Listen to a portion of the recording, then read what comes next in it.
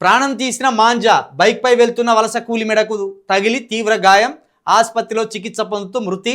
సంగారెడ్డి జిల్లాలో ఘటన. చెప్పినామా, అంటానే ఉన్నాం.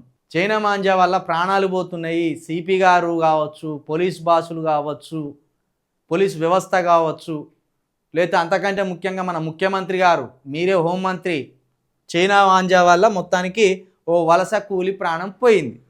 హైదరాబాద్ లాంటి మహానగరంలో, తెలంగాణ లాంటి పని దొరికే ప్రాంతంలో కూలి పనుల కోసం వచ్చి 4 రూపాయలు సంపాదించుకొని కుటుంబాన్ని పోషిస్తాం, అవ్వయ్యలకు రూపాయి పంపుదాం అని వచ్చిన ఒక వలస కూలి మెడకు మాంజాదారం చుట్టుకొని ప్రాణం తీసింది. ఇప్పుడు మన రాష్ట్రానికి పనికొచ్చి పానం పోగొట్టుకున్నట్టే కదా చైనా మాంజా వల్ల. ఈ వ్యాపారవేత్తలు ఎవరో పట్టుకోండియ్యా. ముఖ్యమంత్రి గారు, మీరు హోంమంత్రి స్థానంలో ఉన్నారు, దీన్ని ఒక స్పెషల్ డ్రైవ్ లాగా తీసుకోండి. సంక్రాంతి వచ్చినప్పుడే పతంగిలు ఎగిరేస్తారు కాబట్టి పతంగిల సమయంలోనే చైనా మాంజా వాడొద్దు అని ఒక మాట అంటాం, ఇడిచిపెడతామంటే ఇప్పుడు ప్రాణం బాయ్. ఇట్లా సంవత్సరం పేరు మీద, ప్రతి సంవత్సరం పేరు మీద ఎన్ని ప్రాణాలు పోవాలి ఇట్లా.